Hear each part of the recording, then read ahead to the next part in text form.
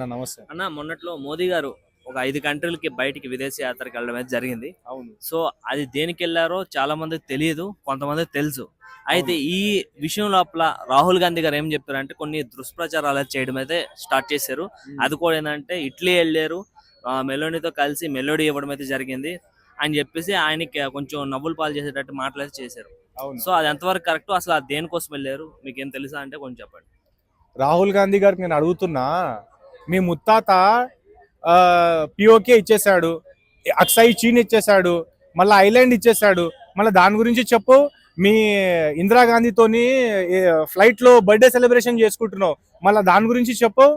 అసలు నరేంద్ర మోదీ గారు 5 కంట్రీలకు ఎందుకు వెళ్ళారో మీకు తెలుసా? ఇప్పుడు ఏదైతే సిచ్యువేషన్స్ మన ఇండియాలో జరుగుతున్నాయి, పెట్రోల్ క్రైసిస్ కానివ్వండి, ఫుడ్ క్రైసిస్ కానివ్వండి, అవన్నీ కంట్రోల్ చేయడానికి 5 దేశాలు వెళ్ళాడు. యుఏఈ పోయి ఎన్ని బ్యారెల్ ఆయిల్ తీసుకొస్తున్నాడో మీకు తెలుసా? ఎన్ని కంపెనీల ఇన్వెస్ట్మెంట్ మన ఇండియాలో తీసుకొస్తున్నాడో మీకు తెలుసా? అవన్నీ ఏం తెలియదు, ఉట్టిగా నోటుకొచ్చింది మాట్లాడతాడు రాహుల్ గాంధీ. అసలు ఈ రాహుల్ గాంధీ, ఈ కాంగ్రెస్ పార్టీ మన దేశానికి పట్టిన ఒక పెద్ద దరిద్రం అండి. నిజం చెప్పాలా, 5 దేశానికి పోయిండంటే ఇన్వెస్ట్మెంట్ తీసుకొని పోయిండు. ఇప్పుడు ఆయిల్, ఎల్పిజి ఏదైతే ప్రాబ్లం వస్తున్నాయో యుఏఈతో మాట్లాడి అన్ని బ్యారల్ ఆయిల్ పంపిరా బాబు, మాకు ఇగో ఇలా ప్రాబ్లం అవుతుందని దాని గురించి పోయి డీల్ మాట్లాడిండు. ఆ డీల్ కూడా రూపీస్ లో మాట్లాడడానికి పోయిండు. మీకు తెలుసా యుఏఈలో యూపీఐ సిస్టమ్ నడుస్తుంది, మీకు ఐడియా ఉందా దాని గురించి? ఇవన్నీ ఎలా జరుగుతున్నాయి? నరేంద్ర మోదీ గారి గురించి జరుగుతున్నాయి. ఈ ఆడు పప్పుగాడండి, వానికి తెలియదు వీకదు, అసలు వానికి నాలెడ్జ్ లేదు, ఏం లేదు. ఎన్ని 63 కోట్ల రూపాయలతోని ఫారెన్ కంట్రీ ట్రిప్పులు వేయండి. ఆ పైసలు ఎడికెళ్ళి వచ్చినాయి మళ్ళీ వాడి దగ్గర? థాయిలాండ్ పోతాడు మసాజ్ చేయించుకోనికి, అవి దాని గురించి ఎవరు చెప్పుకోరు. రాహుల్ గాంధీ అనేది ఒక పప్పు ఫెయిల్ లీడరు. ఎప్పటికీ జన్మలో యూపీలో రాయ్బరేలీ ఆ ప్రాంతం వాళ్ళ కాన్స్టిట్యున్సీ వదిలి ఆ వాయనాడులో ముస్లిం మెజారిటీలో పోయి గెలుస్తున్నాడు. అప్పటికి అర్థమైపోతుంది రాహుల్ గాంధీ ఒక వేస్ట్ లీడర్. వాని గురించి మాట్లాడి కూడా టైం వేస్ట్ మనకు. ఇప్పుడు అలానే రాహుల్ గాంధీ గారు చాలా ఎన్నో వ్యాఖ్యలు చేయడం జరిగింది. బట్ ఏ స్టేట్కి వెళ్ళినా సరే, ఎక్కడ మీటింగ్ పెట్టినా సరే, రాహుల్ గాంధీ ఎప్పుడు కూడా ప్రజల కోసం మాట్లాడడం వదిలేసి ఎప్పుడు యాంటీ నేషనల్ కింద కానీ, లేదంటే యాంటీ బీజేపీతో మాట్లాడడం కానీ, లేదంటే అదాని కానీ, లేదంటే అంబానీ, ఈ విషయాలు తప్ప ఎప్పుడు పబ్లిక్ కోసం కానీ ఎప్పుడు మాట్లాడడం జరగదు. అలానే పబ్లిక్ అడిగే క్వశ్చన్స్ కూడా ఎప్పుడు ఆన్సర్ ఇవ్వడం అయితే జరగలేదు. మీరు ఎప్పుడైనా అమెరికాలో పెద్ద పెద్ద సంస్థలు ఉన్నారు, బిల్ గేట్స్ కానివ్వండి, మార్క్ జకర్బర్గ్ కానివ్వండి, ఇలాన్ మస్క్ కానివ్వండి, వాళ్ళ డొనాల్డ్ ట్రంప్ ఎప్పుడైనా వాళ్ళని టార్గెట్ చేస్తాడా? లేదంటే వాళ్ళ అపోజిషన్స్ ఎప్పుడైనా వాళ్ళ బిజినెస్ మ్యాన్ టార్గెట్ చేసింది మీరు చూసారా? సో అంబానీ కంపెనీస్ లో ఎన్ని లక్షల మంది ఎంప్లాయ్మెంట్స్ ఉన్నారు తెలుసా మీకు? ఎన్ని లక్షల కుటుంబాలు నడుస్తున్నాయి అడానీ కంపెనీ వల్ల, ఎన్ని లక్షల కుటుంబాలు నడుస్తున్నాయి దాని గురించి ఐడియా ఉందా? రోజుకి రోజు వీడు టార్గెట్ చేయడము మన మన మన ఇండియన్ కంపెనీస్కే మ్యాక్స్ టార్గెట్ చేస్తున్నాడు. ఇప్పుడు అండోమార్ నికోబార్స్ లో ఐలాండ్ ఏదైతే ఉందో అక్కడ చాలా పెద్ద నికోబార్ ప్రాజెక్ట్, అక్కడ చాలా పెద్ద ప్రాజెక్ట్ కడుతుంది ఇండియా. ఎందుకు? చైనాది 60% ఇన్వెస్ట్మెంట్, అదే 70 to 80% ట్రాన్స్పోర్టేషన్స్ మొత్తం ఆ ఐలాండ్ నుంచే పోతుంది. ఇప్పుడు అక్కడ మనకు ఒక పోర్టు, మనకు ఒక నేవల్ బేస్ ఉంటే మన ఇండియా ఇంకా స్ట్రాంగ్ అవుతుంది. అవి అన్ని వదిలేసుకొని వీడొచ్చి ఏం మాట్లాడతాడు, ఇది నేచర్ కి విరుద్ధం అంట. మళ్ళీ మొన్న గచ్చిబౌలిలో కాంగ్రెస్ పార్టీ చేసింది ఏంది? నేచర్ కి విరుద్ధం కాదా? యూనివర్సిటీ మొత్తం ల్యాండ్ అంతా కొల్లగొట్టింది, హర్యానాలో వాళ్ళ బావ ల్యాండ్ అంతా కొల్లగొడుతున్నాడు, మళ్ళీ దాని గురించి వాడు మాట్లాడాడు. ఎగ్జాక్ట్లీ పాయింట్ ఇదే. అంటే ఇప్పుడు రాహుల్ గాంధీ గారు ఏమని చెప్పారంటే, ఏదైతే 7 లక్షల చెట్లు కొట్టేస్తున్నారు అండమాన్ నికోబార్ లోపల నికోబార్ ప్రాజెక్ట్ కోసం చెప్పి అన్నారు. ఓకే, కాకపోతే అదే కాంగ్రెస్ గవర్నమెంట్ లో ఉన్నప్పుడు నర్మదా డ్యామ్ కట్టేటప్పుడు 1,00,000 మంది అక్కడ ఉన్న కార్మికులను, అక్కడ ఉండేటోళ్ళందరినీ పంపించేశారు. నర్మదా డ్యామ్ కొట్టి అక్కడ చెట్లు కొట్టేస్తారు. అలానే మన ఆంధ్రప్రదేశ్ లోపల ఇది ఉంది కదా, ఈ డ్యామ్ కడుతున్నారు, అదేదేమన్నా మంది కృష్ణ పోలవరం ప్రాజెక్ట్ ఉంది కదా, ఆ పోలవరం ప్రాజెక్టు చేయడం కోసం అని చెప్పి కాంగ్రెస్ ప్రభుత్వం 5 లక్షల మంది వీళ్ళని పంపించేసి, గిరిజనులను పంపించేసారు, చెట్లు కొట్టేశారు అదే కాంగ్రెస్ గవర్నమెంట్. మరి అప్పుడు లేనిది ఇప్పుడు ఎందుకు? అలానే మన తెలంగాణలో ఇప్పుడు ఈ మధ్యలో కేబీఆర్ పార్క్ కొట్టేశారు, బసవ తారక ముందులో ఉన్న చెట్టుని కూడా కొట్టేశారు, ఆ లైన్ వైజ్ ఉన్న చెట్లు కొట్టేశారు. అప్పుడు నేచర్ని మొత్తం చెడగొట్టడం అవ్వట్లేదా? నేను ఒకటి అడుగుతున్నా, చెట్లు కొట్టకపోతే మీరు డెవలప్మెంట్ ఎలా చేస్తారో ఒక్కసారి నాకు చెప్పండి. సనత్ నగర్ లో చాలా చెట్లు ఉండే, ఏడా మన ఈఎస్ఐ హాస్పిటల్ పక్కన. ఇప్పుడు అక్కడ మన తెలంగాణలో one of the biggest TIMS hospital కట్టారు. మళ్ళీ చెట్లు కొట్టకపోతే ఎలా మీరు డెవలప్మెంట్ చేస్తారో ఒక్కసారి నాకు చెప్పండి. మీరు ఎక్కడైనా ఒక ప్రాజెక్ట్ చేయాలన్నా, ఇప్పుడు ఒకప్పుడు ఇక్కడ రోడ్ వేయాలన్నా చెట్లు ఉండే, పొలాలు ఉండే, ఇప్పుడు ఇక్కడ రోడ్లు తయారు చేసి డెవలప్మెంట్ చేయాలంటే ఖచ్చితంగా చెట్లు కొట్టాల్సిందే.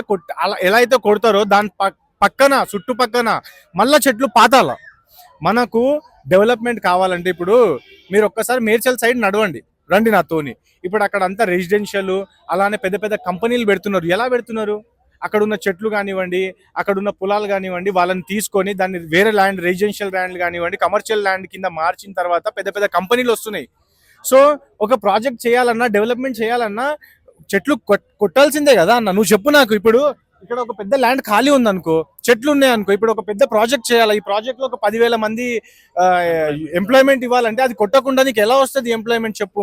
సరే అది కొట్టినామంటే దాని చుట్టుపక్కన కూడా మళ్ళీ చెట్లు పాతాల. ఇప్పుడు ఇదే మీరు చెప్పిన పాయింట్ ని ఆల్రెడీ గవర్నమెంట్ అన్ని దగ్గరలో కూడా పర్మిషన్ తీసుకున్న తర్వాత అక్కడ నుంచి ఏవైతే చెట్లు కొడుతున్నాయో అన్ని చెట్లు పంజాబ్ లో పెట్టడం జరుగుతుంది. చాలా మంది ఏమంటున్నా అంటే ఎక్కడ తీసిరో అదే ఐలాండ్ లో పెట్టొచ్చు కదా అని అంటున్నారు. బట్ ఏంటంటే అండమాన్ లో కావాల్సిన దానికన్నా ఇంకెక్కువే ఉన్నాయి చెట్లు. అయితే ఈ ఏవైతే ఉన్నాయో అక్కడ ఉన్న గిరిజనులకు కూడా ఏ ప్రాబ్లం రాకుండా, ఆ ఏరియా టచ్ కాకుండా మేము చూసుకుంటాం అని చెప్పడం జరిగింది గవర్నమెంట్. అలానే ఇక్కడ ఎన్నైతే చెట్లు కొట్టో అన్ని చెట్లు పంజాబ్ లోపల, హర్యానా లోపల మేము పాతామని చెప్పడం అయితే చెప్పారు. అయినా సరే వాళ్ళపైన ట్రోల్స్ చేయడం కానీ, లేదంటే రాహుల్ గాంధీ గారు విమర్శలు చేయడం కానీ చాలా జరుగుతున్నాయి. నేను రాహుల్ గాంధీకి అడుగుతున్నా, నీ కుటుంబము చైనాలో కమ్యూనిస్ట్ పార్టీ షీ జిన్పింగ్ తోని ఒక MOU సైన్ అయ్యింది. మళ్ళీ మీరు పవర్ లో ఆ టైంలో మన్మోహన్ సింగ్ ఉండే, మళ్ళీ మీ ఫ్యామిలీకి ఆడ షీ జిన్పింగ్ ఫ్యామిలీకి ఒక పర్సనల్ గా ఒక MOU సైన్ అయింది. మళ్ళీ అదేంది దేశానికి విరుద్ధం కాదా? థాయిలాండ్ లో మన చైనా అంబాసిడర్ తో కూర్చొని ఒక క్లబ్ లో మంది అవుతున్నాడు. మళ్ళీ దాని గురించి ఎవరు చూపెట్టారా? ఇప్పుడు ఈ నికోబార్ ప్రాజెక్ట్ ని ఆపనికి కూడా వీడు ఒక చైనీస్ ఏజెంట్ లెక్క పనిచేస్తున్నాడు ఆయన. ఇదే విషయం లోపల మస్కటోమన్ కూడా ఎవరు తెలియకుండా వెళ్ళడం జరిగింది. అక్కడ ఉన్న కొంతమంది చైనీస్ వాళ్ళతో కూడా బయటికి అవడం అయితే జరిగిందని చెప్పి విమర్శలు వచ్చినాయి. వీడియోలు వచ్చాయి కదా, మస్కట్ లో ఒక రెస్టారెంట్ లో పోయి అక్కడ ఒక చైనీస్ ఏజెంట్ తో ఓపెన్లీ కలిసిండు. అవన్నీ మీడియాలో చూపెట్టారు, ఎందుకంటే మీడియాని వీళ్ళు పర్సనల్లీ కొనుక్కున్నారు. అవి చూపెట్టకుండా నరేంద్ర మోదీ గారినే టార్గెట్ చేయడము, ఈయన ఖాళీ విదేశాలను తిరగనికి పోతున్నారు అని అవే టార్గెట్ చేస్తున్నారు. కానీ ఈయన ఒక దేశ ద్రోహులక పనిచేస్తుండని అది ఎవ్వరు చూపిస్తలేరు. ఖచ్చితంగా మీరు చూపెట్టాలా. ఏదైతే చైనీస్ ఏజెంట్స్ తోని వీళ్ళు MOUలు సైన్ చేసుకుంటున్నారు, పర్సనల్ గా మీటింగ్ చేసుకుంటున్నారు, బయట ఫారెన్ కంట్రీస్ లో కలుస్తున్నారు, అవన్నీ వీళ్ళు బయట పెట్టాలా. మన నేషనల్ ఏజెన్సీకి అన్ని తెలుసు, వీళ్ళ గురించి మొత్తం బయట పెట్టాలా. వీళ్ళు ఏంటంటే ఒక పెద్ద పదవిలు ఉన్నారన్న, అందు గురించే వీళ్ళ మీద యాక్షన్ తీసుకొని వస్తలేదు గవర్నమెంట్ కి కూడా. ఇప్పుడు యాక్షన్ తీసుకుంటే ఏమంటారు, చూడండి మేము మాట్లాడితే నరేంద్ర మోదీ ఇలా చేస్తున్నారు అని అంటారు. అందు గురించే గవర్నమెంట్ కూడా ఏం చేయలేకపోతున్నారు. కానీ మీలాంటి మీడియా వాళ్ళు వీళ్ళని బయట పెట్టాలా. వీళ్ళు అసలు నిజమైన దేశ ద్రోహులు అంటే వీళ్ళే. అలా చైనీస్ ఏజెంట్ తో కలవడము, ISI ఏజెంట్ తో కలవడము, ఇవన్నీ బయట పెట్టినప్పుడే వీళ్ళ సంగతి ఏందో ప్రజలకు తెలుస్తుంది. మీడియా బయట పెట్టాలంటే మీడియా వాళ్ళు కూడా చాలా వరకు చేయడం జరుగుతుంది, చెప్పడం జరుగుతుంది. కాకపోతే ఏంటంటే ఇంకా డీప్కి వెళ్ళాలి అంటే అసలు ఆ మీడియా వాళ్ళు ఉంచట్లేదు, చంపేయడం కూడా జరుగుతుంది చాలా దగ్గరలో. ఎందుకంటే అలానే ఇప్పుడు చూస్తాం కదా, మన ఛత్తీస్గఢ్ విషయం లోపల, రోడ్డు విషయం లోపల ఇది చేశారని చెప్పి అమౌంట్ గ్యామ్లింగ్ చేసినందుకే ఆయన చంపేశారు, అదే రోడ్లో బాతేశారు. అట్లా మీడియా వాళ్ళ పైన మీరు చేస్తే అసలు డెమోక్రసీ ఎక్కడ ఉంది? అసలు ఏం చెప్పాలి సార్ ఈ గవర్నమెంట్స్? మీడియా అంటే డెమోక్రసీకి 4th పిల్లర్ అని చెప్పడం జరిగింది. కానీ ఇలా ఇష్టం ఉన్నట్టు మీడియా అంత నిజాలు బయట పెడితే మీడియాని చంపేస్తున్నారంటే ఇంకా ఈ దేశంలో మనం ఏం చేయలేము. ఇలాంటి ఆపోజిషన్ లీడర్స్ ఉన్నంత వరకు మన దేశం ఎప్పటికీ డెవలప్ కాదు.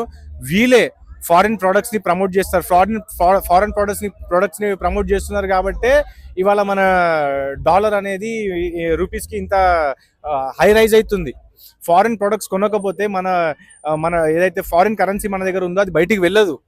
ఈ opposition leaders one of the worst leaders అండి ఇప్పుడు ప్రెసెంట్ ఎవరైతే ఉన్నారో వీళ్ళ వల్లనే దేశం అంతా మొత్తం చెడిపోతుందని నేను చెప్తున్నా అన్న. Thank you so much.